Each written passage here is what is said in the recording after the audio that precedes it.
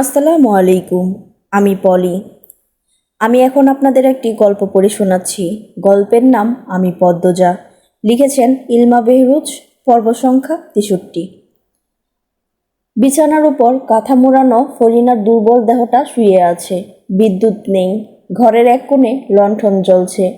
Foreigner চোখ বোঝা। লতিফা পায়ে পায়ে হেঁটে এসে নিঃশব্দে ফরিনার শিওরে দাঁড়ালো। ক্ষীণস্বরে ডাকলো, খালাম্মা ঘুমাইছেন? ফরিনা ধীরে ধীরে চোখ খুললেন। চোখের দৃষ্টি ঘোলা। কিছু মুহূর্তের ব্যবধানে বয়সের তুলনায় একটু বেশিই যেন বয়স্ক দেখাচ্ছে। ফরিনা কিছু একটা বললেন। লতিফা বুঝল না। সে নত হয়ে ফরিনার মুখের কাছে নিজের মুখ এনে বলল, কি কইছেন খালাম্মা? ফরিনা দুর্বল গলায় নিম্ন স্বরে বললেন, পদ্মজা কই? আপনার ঘরে না আইলো দেখলাম। ঘুম থেইকা উঠা তো দেহি নাই। ফরিনা থামলেন, তারপর বললেন, এখন কই? মনে হয় ঘরে আছে। ডাইকা দিমু? না, থাকুক। খাইবেন কিছু? না। আরেকটা ক্যাথা ক্যাথা দে। লতিফা আলমারি থেকে ল্যাপ বের করলো, তারপর ফরিনার গায়ের উপর দিল আর বলল, অনেক ঠান্ডা পড়ছে খালাম্মা, কাঁথা দিয়া হইব না। ফরিনা লতিফার সাথে আর কথা বাড়ালেন না। তিনি জানালার বাইরে চোখ রাখেন। রাতের আকাশ দেখা যাচ্ছে আর শীতল হাওয়া শা করে ঘরের ভেতর ঢুকছে।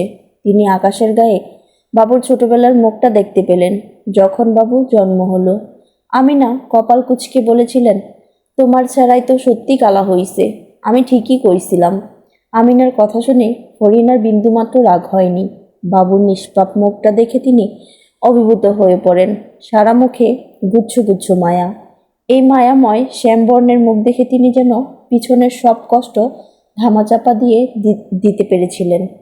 আদর করে কুলে নিয়ে ডেকেছিলেন, আমার বাবু। মায়াময় একরত্তি বাবুর নামকরণ হয় আমির হাওলাদার। ধীরে ধীরে বড় হয় আমির। মায়ের চুলের বেনি করে দেওয়া ছিল তার নিত্যদিনের অভ্যাস। মায়ের হাতে 3 বেলা না খেলে পেটই ভরত না। কত শত আবদার ছিল তার। আম্মা আম্মা করে বাড়ি মাথায় তুলে রাখত। যতবার আম্মা ডাকত ততবার বোধ হয় নিঃশ্বাসও নিত না। ছোট থেকেই আমির স্বাস্থ্যবান, তেজি। বাবা মায়ের আদরের একমাত্র ছেলে ছিল। যখন আমিরের বয়স 14, তখন সে ফরিনাকে কুলে নিয়ে পুরো বাড়ি ঘুরেছে। ফরিনা সেদিন আবেগে আপ্লুত হয়ে ছেলেকে বকেছেন, উচ্চস্বরে হেসেছেন। জীবনে স্বর্গীয় সুখ নিয়ে এসেছিল আমির। পিছনের কথা ভেবে ফরিনার ঠোঁট দুটি থরথর করে কেঁপে উঠল। চোখ দুটি ভিজে ওঠে জলে। এই বয়সে এসে স্মৃতির নরকীয় যন্ত্রণা হজম করা খুব কষ্টের। কম তো বয়স হলো না, 50-এর ঘরে পড়েছেন। ফরিনার চোখের দেয়াল টপকে উপচে পড়ছে নোনা জল। সেই জল দেখে লতিফা বিচলিত হয়ে উঠল। খালাম্মা, ও খালাম্মা, কান্দেন কেন? ফরিনা ঠোঁট কামড়ে কান্না আটকালেন। ভেজা কণ্ঠে বললেন, তুই যা লুতু। লতিফা ঠায় দাঁড়িয়ে রইল। বেশ কিছুক্ষণ পর বলল, পদ্মরে কিছু কইয়েন না খালাম্মা, কষ্টে মইরা যাইব। সেরিডা ভালা আছে, ভালাই থাকুক। বাপ মা নাই। ফরিনা লতিফার চোখের দিকে তাকিয়ে প্রশ্ন করলেন, তুই সব জানতি লুতু? লতিফা মাথা নত করে বলল, হ। ফরিনা হিংস্র সিংহীর মতো গর্জে উঠে বললেন, আমারে আগে কইলি না কেন তুই? আমার বাবু কেমনে আমার হাত থেকে ছুইটা গেল? বাপের রক্ত কেমনে পাইল? ফরিনা কাশতে থাকলেন। উত্তেজিত হওয়াতে শরীরের হাড়ে হাড়ে তীব্র ব্যথা অনুভব হচ্ছে। কেউ যেন কাঁটা চামচ দিয়ে একটার পর একটা ঘা দিচ্ছে। লতিফা আতঙ্কিত হয়ে পড়ে। ফরিনার মাথায় হাত বুলিয়ে দিতে দিতে বলল, খালাম্মা, আপনি চিল্লায়েন না, আপনার ক্ষতি হইব। ফরিনা শ্বাসকষ্ট রোগীর মতন ঘন ঘন শ্বাস নিতে নিতে বললেন, আমার ক্ষতি হওয়ার আর কি আছে লুতু? লতিফা ভয় পেয়ে যায়। ফরিনা বিরতিহীনভাবে কাশছেন, যেন শ্বাস নিতে পারছেন না। সে দৌড়ে 2 তলায় ছুটে যায় পদ্মজাকে আনতে। ফরিনা ছাদের দিকে চোখ নিবদ্ধ করে হাঁ করে কয়েকবার নিঃশ্বাস নিলেন। মনে হচ্ছে দম গলায় এসে আটকে গেছে। তিনি শূন্য, একেবারে ফাঁকা কুল। মজিদ হাওলাদার নামক নরপিচাস তার নিষ্পাপ বাবুকে খুন করে, নিষ্পাপ বাবুর মনকে খুন করে বাঁচিয়ে রেখেছে হিংস্র আমিরকে। হাওলাদার বাড়ির রক্ত থেকে তিনি তার বাবুকে পরিষ্কার রাখতে পারেননি। প্রজন্ম থেকে প্রজন্ম চলে আসা পাপের পাহাড় আমির যেন কয়েক বছরে কয়েক গুণ বড় করে তুলেছে। একজন দুঃখী মায়ের শেষ সম্বল হারিয়ে গেছে ভালোবাসার। চলছে শুধু অভিনয়। যার কাছেই সে অভিনয় ধরা পড়বে, তার জায়গা বন্দি করে নয়তো কবরে। বাতাসটা বোধ হয় প্রকৃতির বিষ মিশিয়ে দিয়েছে। পদ্মজার বুক জ্বলছে, বুকের ভেতরটা তীব্র দহনে পুড়ে যাচ্ছে। তার সামনে দাঁড়িয়ে থাকা লোকটি তারই ভালোবাসার স্বামী, আমির হাওলাদার। আমিরের হিংস্র চোখ দুটি শিথিল হয়ে ভয়ে আতঙ্কে জমে যায়। মস্তিষ্ক মুহূর্তে ফাঁকা হয়ে যায়। হুট করে পদ্মজাকে দেখে তার চোখ দুটি স্বভাব সুলভ কারণে জল করে, যা হিংস্র দেখায়। কিন্তু এই মুহূর্তে তার হৃৎপিণ্ড দ্রুত গতিতে লাফাচ্ছে, হাত থেকে বের পড়ে যায়।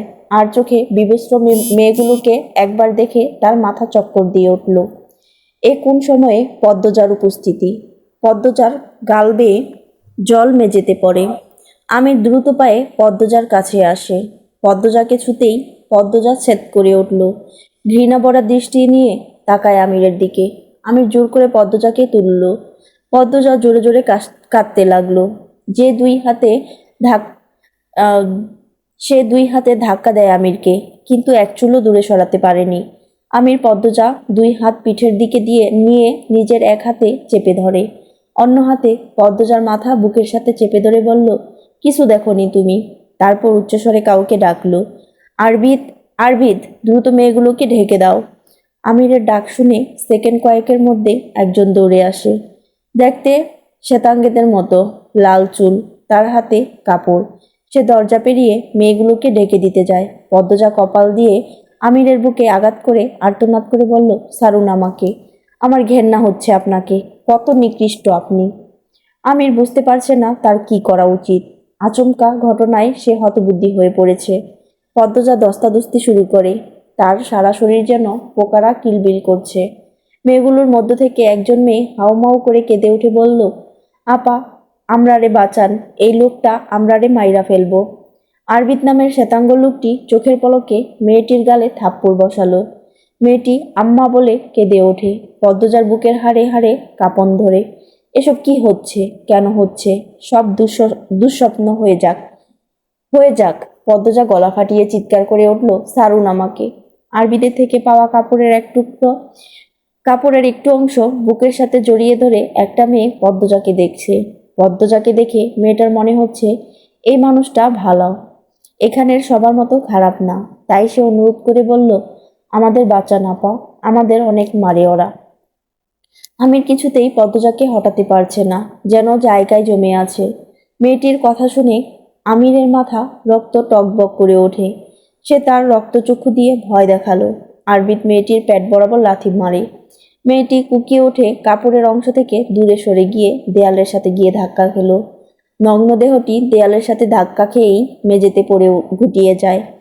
সেই গুটিয়ে যাওয়া দেহটির উপরই আরবিদ আরেকটি লাথি বসায়। মেয়েটা চিৎকার অবধি করতে পারল না। নির্মম পাশবিক অত্যাচার পদ্মজাকে হিংস্র করে তুলল। সে শরীরের সবটুকু শক্তি দিয়ে আমিরকে দূরে সরিয়ে দিল। আমিরের খেয়াল ছিল মেয়েগুলোর দিকে, তাই সহজেই ছিটকে যায়। পদ্মজা মেঝে থেকে তুলে নিল ছুরি। আরবিদ কিছু বুঝে ওঠার পূর্বেই পদ্মজা তেড়ে এসে মুখ দিয়ে অদ্ভুত উচ্চারণ করে আরবিদকে আঘাত করল।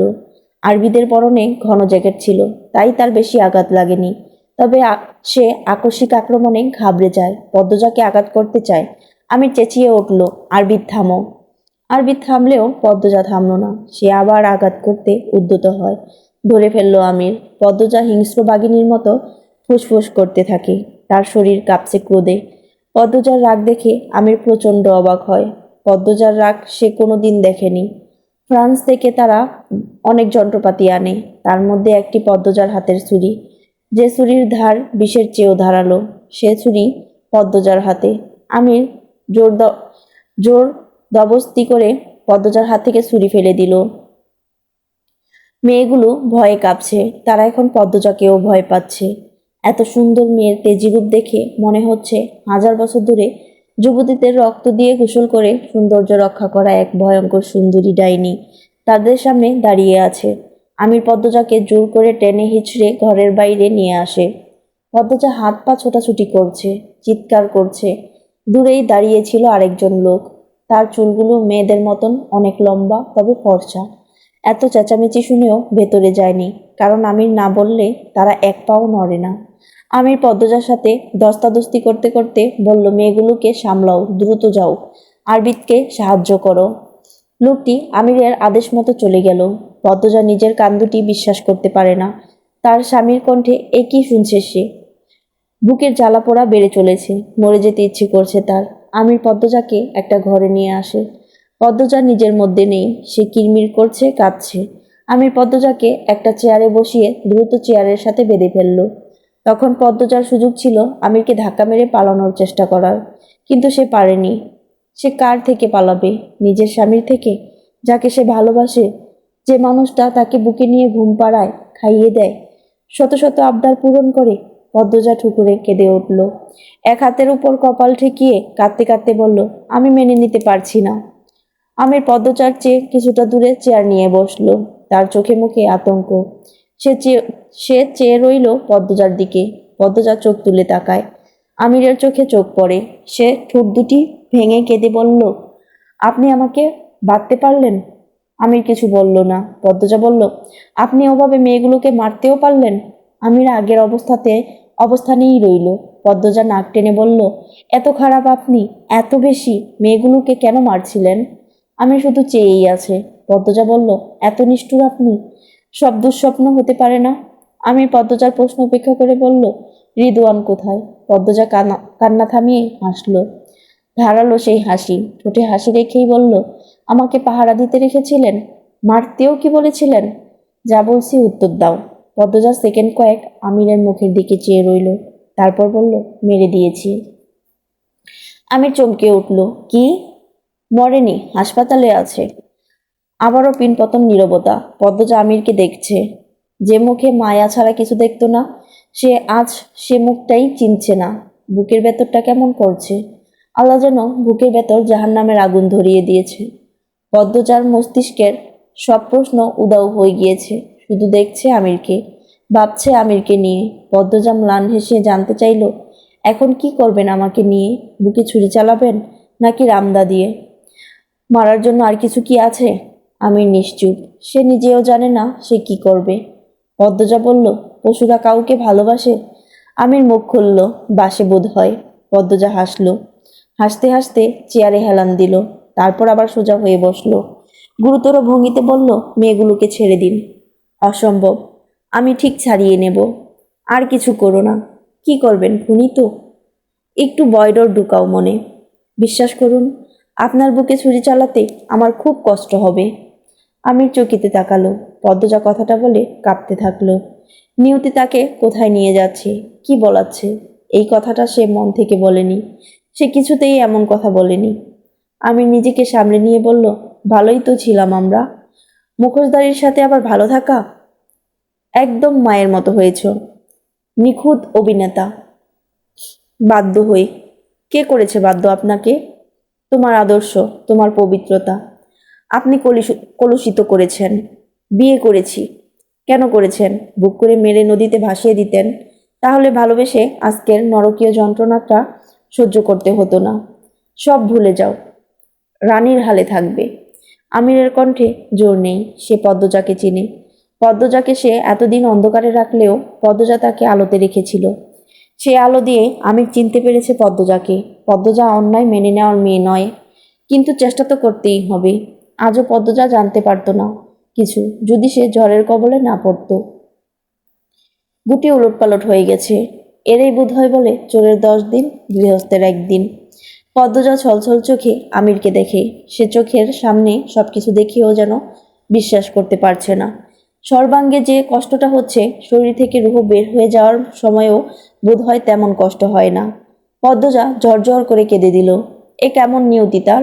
যতক্ষণ সে সামনে থাকে ততক্ষণ প্রেমের কথা বলা, মানুষটা তাকে দড়ি দিয়ে বেঁধে রেখে ঠান্ডা মাথায় ভাবছে তাকে নিয়ে এখন কি করা যায়। পদ্মজা তার হাতের চুড়িগুলোর দিকে তাকালো। চুড়ি দুটো তার মায়ের। মায়ের কথা খুব মনে পড়ছে। এই পৃথিবীতে তার একমাত্র ছায়া, একমাত্র ভরসার স্থান ছিল তার মা। মা মারা গেল। তারপর সেই স্থানটা পরিবর্তন হলো আমিরের নামে। সেই মানুষটার রূপ এভাবে গিরগিটির মতো পাল্টে গেল? না, পাল্টে যায়নি, এমনই ছিল, শুধু মুখোশ পড়েছিল ছদ্মবেশী। মেয়েগুলোর চিৎকার ভেসে আসে, তাদের অত্যাচার করা হচ্ছে খুব। কিছু একটা দিয়ে পিটাচ্ছে, ফ্যাস ফ্যাস শব্দ হচ্ছে। কোন বাবা মায়ের চোখের মণিদের এভাবে অত্যাচার করা হচ্ছে? পদ্মজা চিৎকারগুলোকে ইঙ্গিত করে বলল, আপনার কষ্ট হয় না? একটুও হয় না? আমিরের ভাবান্তর হলো না, সে চিন্তায় মগ্ন। তার ছক উল্টে গেছে। এমন এক জায়গায় এসে ছক উল্টেছে যে আর ঠিক করার উপায় নেই। নতুন করে সাজালে সেখান থেকে হয় পদ্মজা নয়, এত বছরের পাপের সাম্রাজ্য ত্যাগ করতে হবে। তুখোর আমির মনে মনে পরিকল্পনা করলো, আপাতত যে কাজের জন্য তার ছুটে আসতে হয়েছে অনন্তপুরে, সে কাজটা সম্পূর্ণ করতে হবে। এই চাপটা মাথার উপর থেকে গেলে তারপর অন্য কিছু। কয়টা দিন পদ্মজাকে নজরে রাখতে হবে। কিন্তু যদি সেই কাজ করার পথেই পদ্মজা দেয়াল হয়ে দাঁড়ায়? পদ্মজা চেয়ার থেকে ছুটতে চাইছে, ছটফট করছে। সে আমিরকে অনুরোধ করলো, শুনছেন আপনি? ওদের মারতে নিষেধ করুন। আপনার বুক কাঁপছে না? ওদের কান্না অনুভব করুন। ওদের কষ্ট হচ্ছে অনেক। পুরো পুরো শরীরে রক্ত ছিল, তার উপর আবার মারছে। আমি সহ্য করতে পারছি না। আমির চুপ করে তাকিয়ে আছে পদ্মজার দিকে। তার চোখের পলক পড়ছে না। চাইলেও আর অজুহাত দেওয়া সম্ভব নয়। অজুহাত দেওয়ার মতো কিছু নেই। এবার যা হবে সরাসরি হবে। পদ্মজার কান্না বেড়ে যায়। পদ্মজা কি মেয়েগুলোর জন্য কাঁদছে, নাকি নিজের স্বামীর সমর্থনে মেয়েগুলো অত্যাচারিত হচ্ছে বলে কাঁদছে? কে জানে। এই ছিল আমি পদ্মজার পর্ব সংখ্যা 63।